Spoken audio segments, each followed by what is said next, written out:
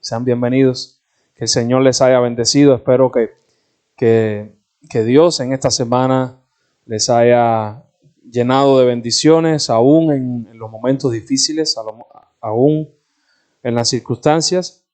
Y como hoy estábamos leyendo al principio, vamos a estar en el pasaje del libro de Primera de Reyes, capítulo 19, versículo del 1 al 18. Libro de Reyes, primero, capítulo 19, verso del 1 al 18. Hay una frase que quizás hayas escuchado,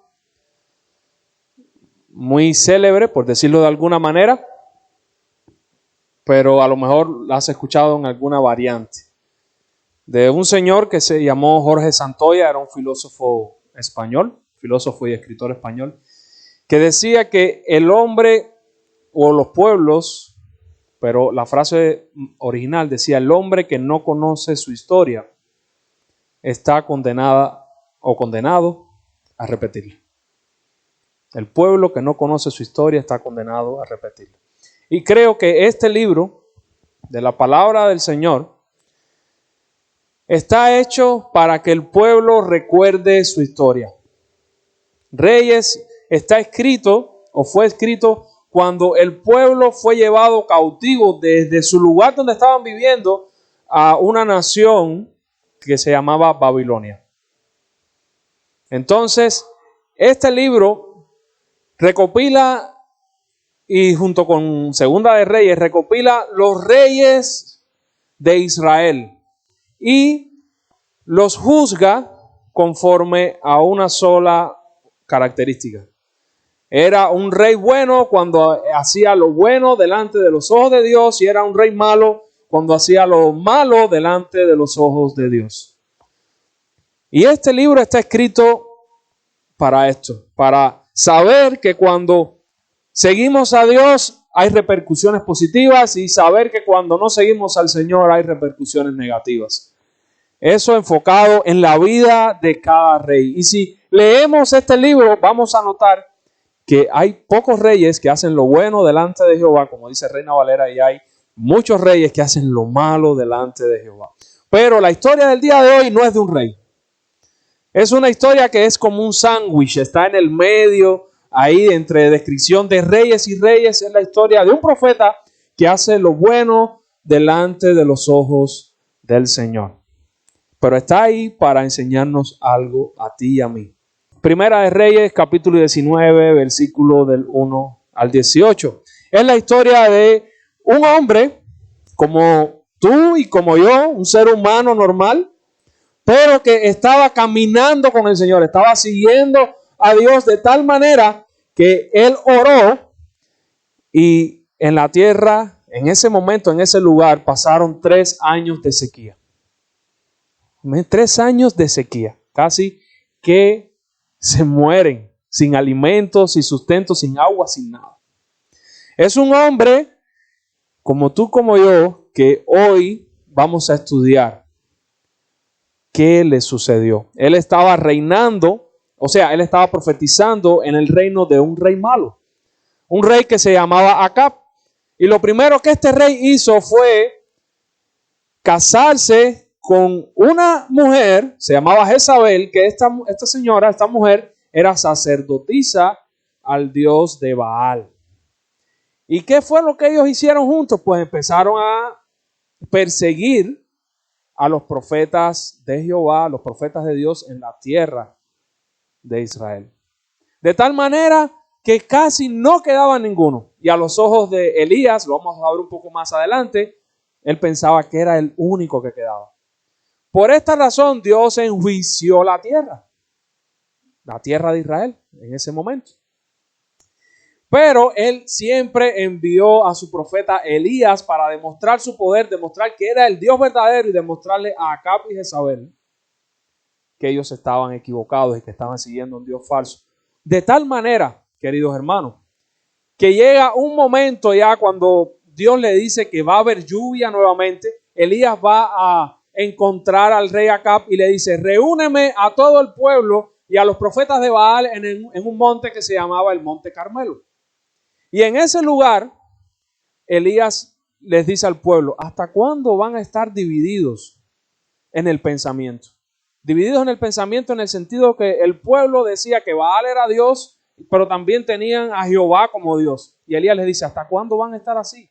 Divididos. Vamos a hacer algo, les dijo Elías. Vamos a preparar 2 sacrificios de animales. Y el Dios que responda por fuego, ese es el Dios verdadero. Ya, no vamos a poner fuego de ningún tipo, vamos a dejar el sacrificio ahí, vamos a poner la leña, y el Dios que responda por fuego, ese es Dios. Y entonces el pueblo estuvo de acuerdo, el pueblo dijo, sí, ok, perfecto. Cuando llegó el momento, estoy contando Primera de Reyes capítulo 18, antes de entrar en Primera de Reyes capítulo 19. Cuando llegó el momento, los 450 profetas de Baal prepararon su sacrificio y empezaron a clamar, a invocar al dios Baal, al falso dios Baal. Y se pasaron desde por la mañana hasta el mediodía invocando a ese dios, hermano. Y Elías se burlaba de ellos y decía, hablen más alto. Dios es, quizás está dormido o quizás está trabajando en otro lugar, quizás no les ha escuchado. Y esos profetas de Baal se zanjaban, se arrancaban o se picaban y la sangre chorreaba, diciendo, Baal, respóndenos, y Baal no respondía. Y Elías sentado riéndose, diciendo, hablen más alto, quién sabe, a lo mejor los escucha ahorita. Pero ya cuando llegó la hora de presentar a Elías su sacrificio, Elías va, corta la res, repara el altar para Jehová y le dice a las personas, échenle agua. En vez de echarle fuego, échenle agua. Y dice que le echaron tanta agua que alrededor del holocausto, alrededor de ese lugar de sacrificio, se podía ver así como que estaba empapado totalmente. Había una zanja y la zanja se llenó de agua también. Y entonces Elías clama a Dios una sola vez y dice, Jehová, Señor, para que ellos vean que tú eres Dios verdadero, yo te pido, yo he hecho lo que tú me has mandado, yo te pido que descienda fuego ahora del cielo y que ellos vean que tú eres Dios verdadero. ¿Y saben qué pasó? Descendió fuego del cielo y quemó el holocausto, quemó la madera, quemó la piedra y dice que aún el fuego tocó el agua que estaba en la zanja. Así fue como Dios se reveló a Elías en ese día. Elías dice algo muy importante también en la oración, para que ellos vean que tú eres Dios y que ellos vean que tú les estás llamando a convertirse a ti, que tú les vas a volver a ellos otra vez. ¿Saben qué dijo el pueblo? Imagínense ustedes en esa escena, imagínense los profetas de Baal en este lado, su sangre, con su sacrificio intacto, y que aquí yo prepare y que descienda fuego y que consuma la res, que consuma la leña, la piedra y todo. ¿Qué ustedes dirían? ¿Quién es Dios? Pero el pueblo a una dijeron, Jehová es Dios, Jehová es Dios. Cuando vieron esa manifestación gloriosa y poderosa de lo que Dios había hecho, dijeron, Jehová es Dios. ¿Recuerdan en el mensaje pasado? Uno da un mensaje para creer, 3 aspectos. Aspecto número 1, uno da un mensaje y Dios dio un mensaje claramente.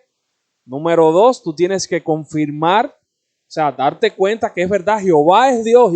Pero el tercero, entregarte a la verdad de ese mensaje. El pueblo no llegó al tercero, se quedó solamente en el segundo. Se quedaron en Jehová es Dios, pero no cambiaron su corazón. Y no cambiaron su corazón, es evidente por lo que pasa en Primera de Reyes capítulo 19. Elías pensaba, mis hermanos, que cuando el pueblo viera esa manifestación de poder gloriosa de Dios, el pueblo iba a decir Jehová es Dios, pero no solo iba a decir Jehová es Dios, sino que el pueblo se iba a volver a Dios también. Es lo que Elías pensaba, pero en cambio, escuchen lo que sucedió. Acab, el rey, le cuenta a Jezabel todo lo que Elías había hecho. Y cómo había matado a todos los profetas a filo de espada.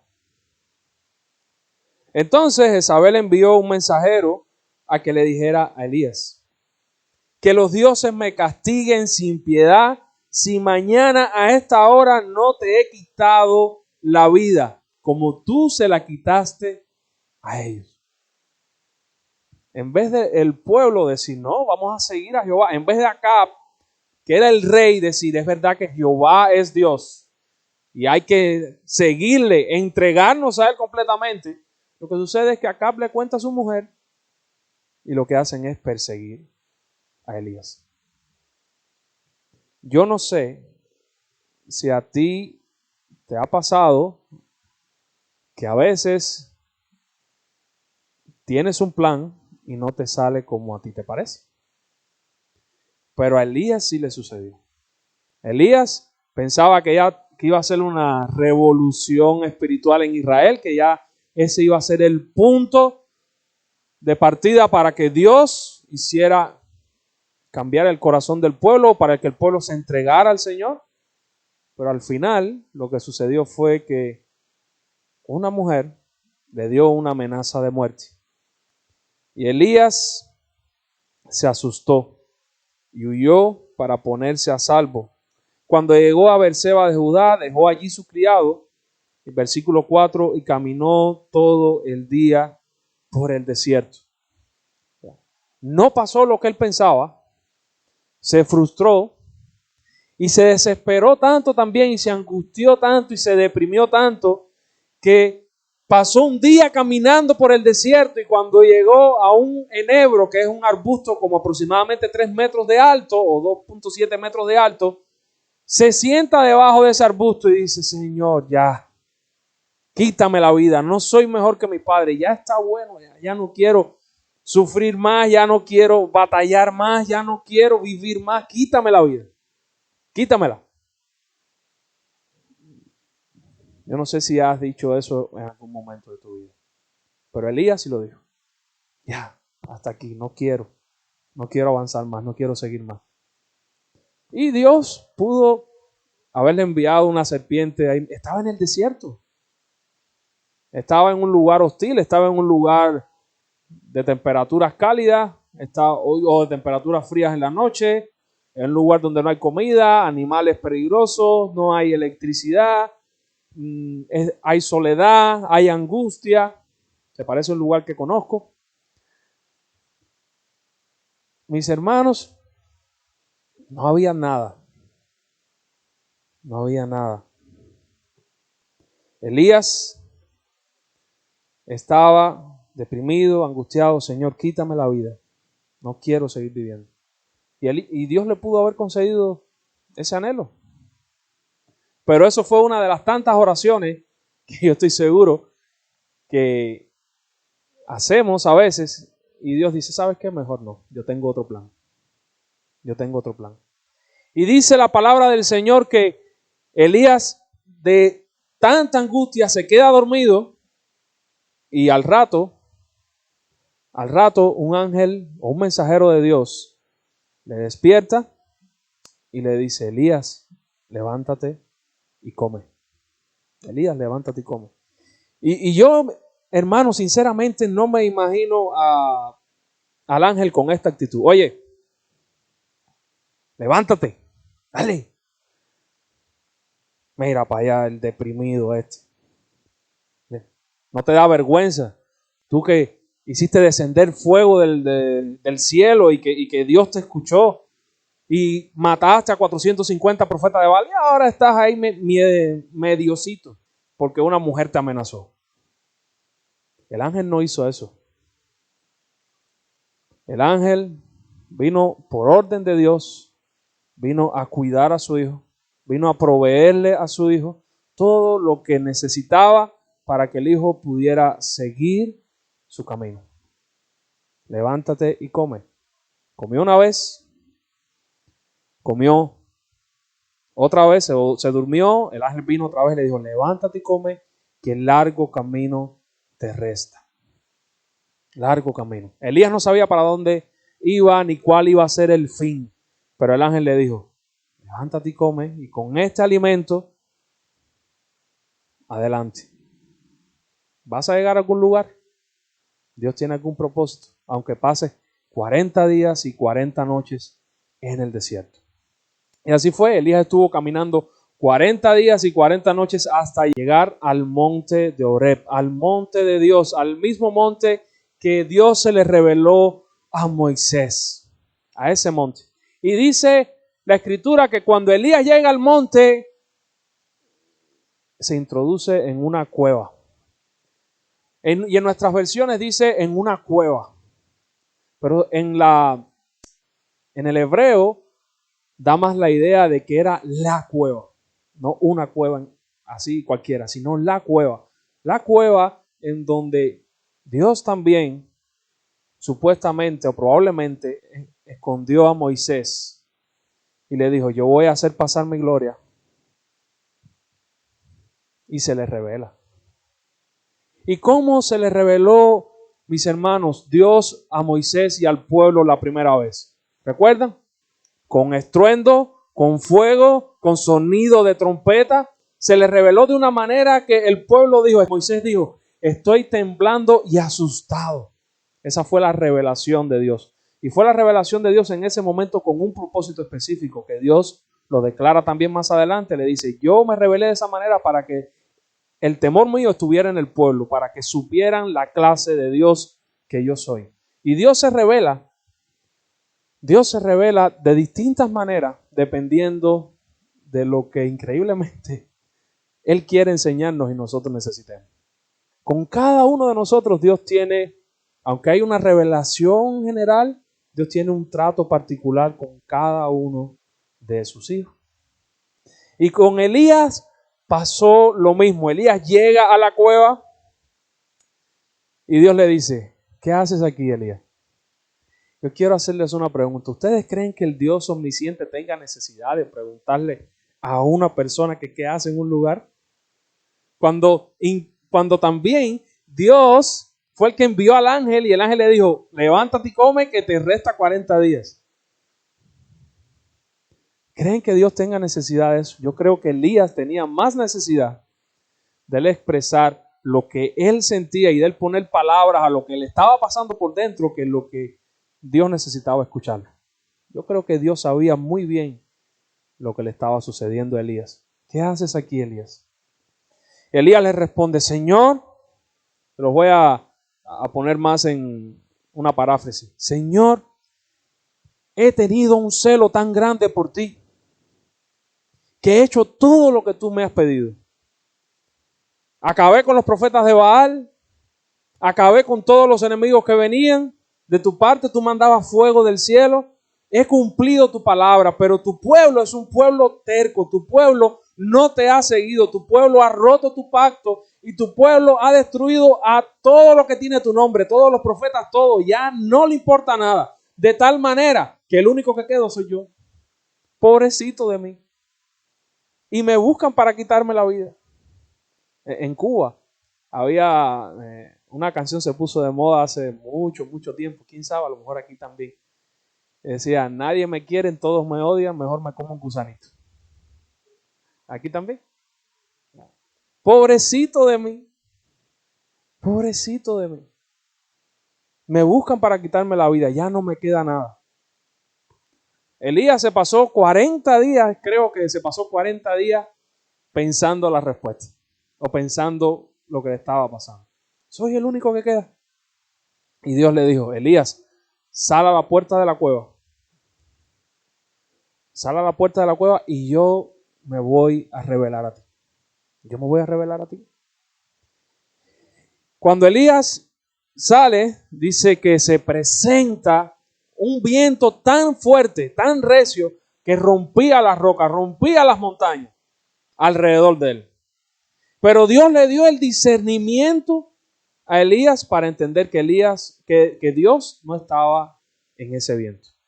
Era un emisario de Dios, era un heraldo de Dios, un mensajero de Dios, pero la presencia de Dios no estaba en ese viento. Luego pasó un terremoto grandísimo, pero la presencia de Dios no estaba en ese terremoto. Detrás del terremoto un fuego aún mayor, y la presencia de Dios no estaba en ese fuego. Mis hermanos, ¿cómo se les reveló Dios a Moisés? ¿En fuego? ¿En oscuridad? ¿En relámpagos? A Moisés y al pueblo, en relámpagos. La presencia de Dios estaba manifiesta en eso. Era el patrón hasta ese momento. Si un israelita o si Elías pensaba que se iba a revelar de alguna manera, pues en el monte donde se le había revelado a Moisés, pues tenía que ser de la misma manera. A través de fuego, a través de catástrofe, a través de algo súper trascendente. Pero, Dios no estaba ni en el viento, ni en el terremoto, ni en el fuego. Así no era como Dios quería hacer las cosas con Elías, ni para Elías. Y esta frase que hay en Primera de Reyes, pero es una de las frases más complicadas de traducir del hebreo a otro idioma. Cómo Dios se le reveló a Elías.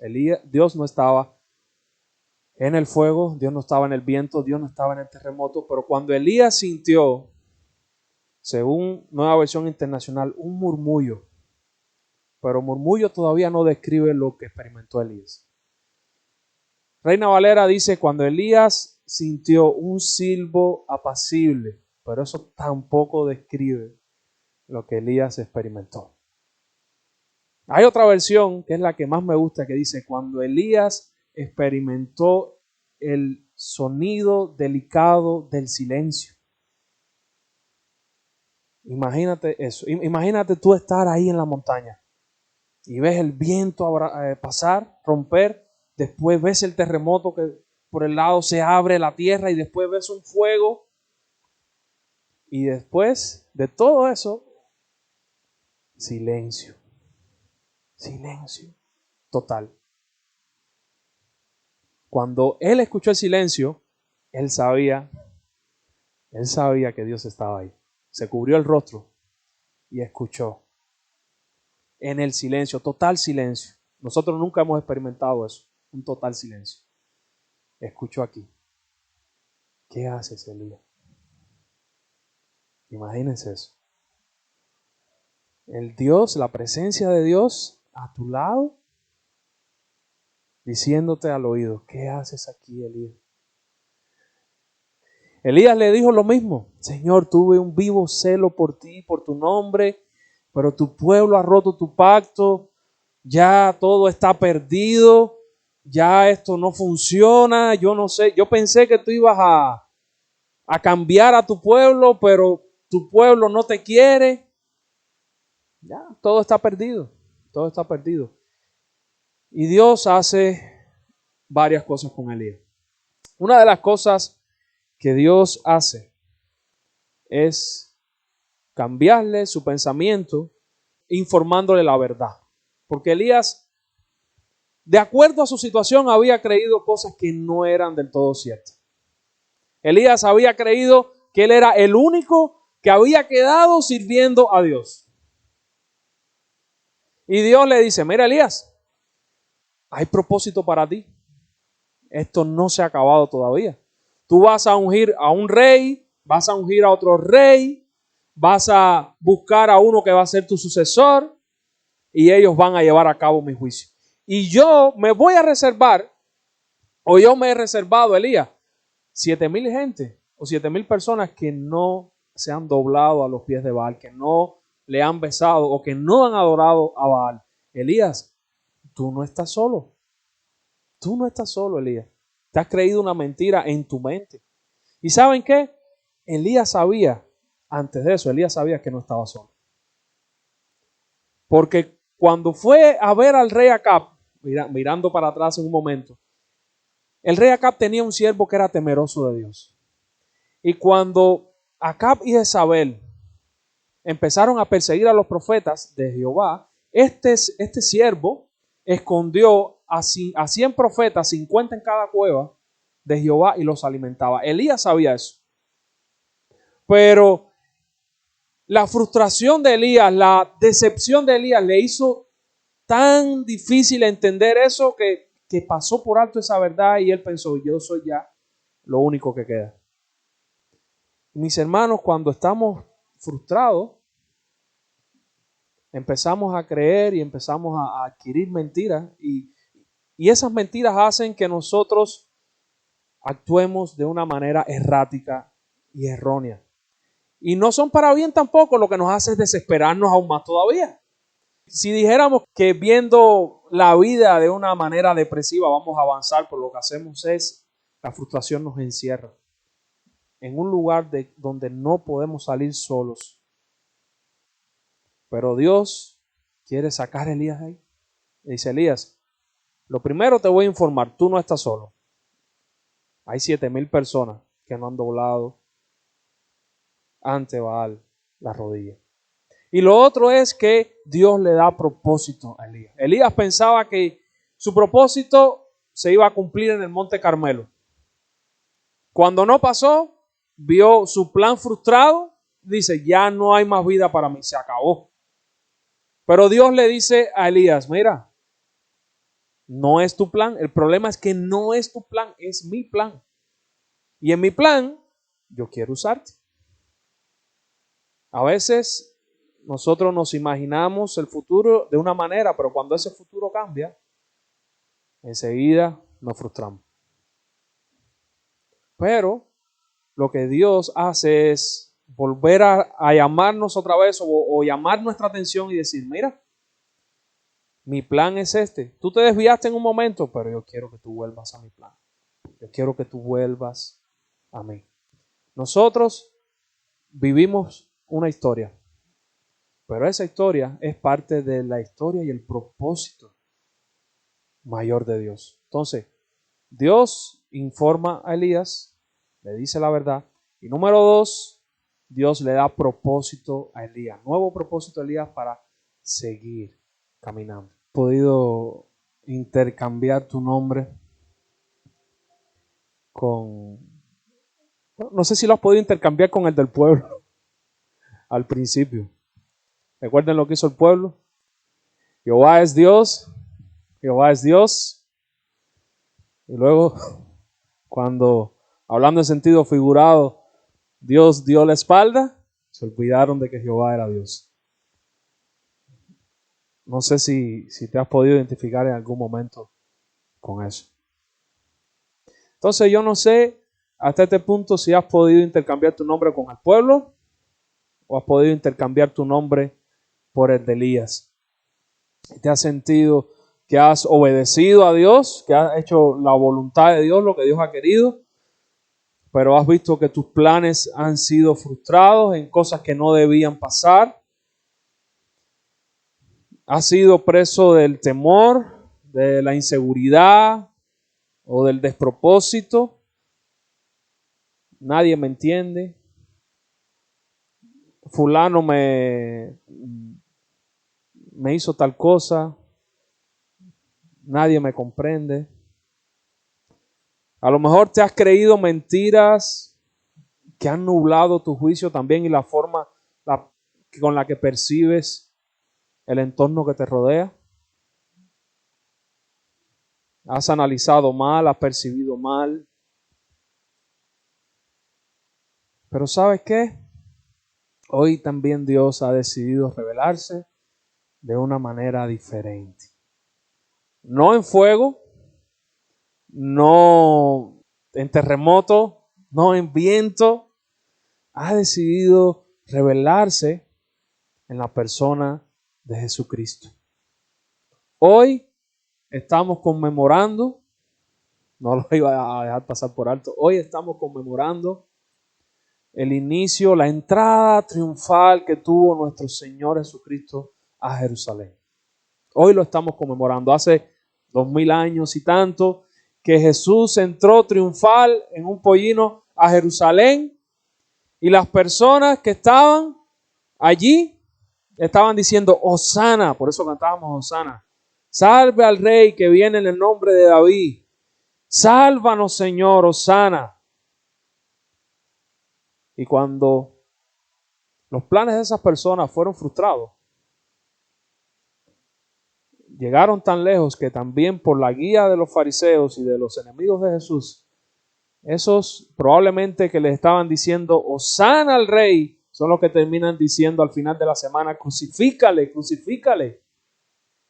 Entonces fíjense si percibir la realidad de una manera con engaños y con mentiras que a veces nos creemos nosotros mismos puede hacer daño, puede hacer tanto daño. Puede ser que te hayas sentido así, pero Dios ha decidido revelarse a través de un silbo, yo no sé si es apacible o no, pero de una voz que es la palabra de Dios a través del Espíritu Santo, obrando en tu corazón y en tu vida, diciéndote, ¿qué haces aquí? ¿Qué haces aquí? ¿Qué necesitas para avanzar? Dios quiere informarte la verdad. Dios quiere reencauzarte en su plan. Si de cierta manera te sientes perdido. ¿Cómo? Transformando tu mente. No se conformen, sino transformen su mente por medio de la renovación de su mente, para que comprueben cuál es la buena voluntad del Señor, la que es buena, la que es agradable y la que es perfecta. Dios quiere informarte la verdad. Dios quiere que dejes de creer la mentira. Dios quiere que conozcas la verdad, que esa es la verdad que te va a hacer libre. Dios quiere llenarte del Espíritu Santo. ¿Recuerdan lo que es llenarse del Espíritu Santo? Que la palabra de Cristo habite en tu corazón abundantemente. Y Dios quiere darte valor y quiere darte seguridad en medio de cualquier circunstancia que tú estés atravesando en tu vida. Vas a sufrir. Todos vamos a sufrir. Sin Cristo se sufre sin esperanza. Porque los que no son creyentes no creen que no sufren, no sufren. Intentan encontrar un lugar en donde apoyarse y no lo van a encontrar porque no hay lugar donde apoyarse si no es en Cristo. Porque en Cristo se sufre, pero hay esperanza. Para esta vida y para la próxima. En Cristo hay esperanza. Dios quiere darte valor y seguridad. Dios nunca falla. Dios nunca te va a fallar. Hoy entrégate a Él. Hoy cuando el Señor te pregunte, ¿qué haces aquí? Abre tu corazón. Abre tu corazón.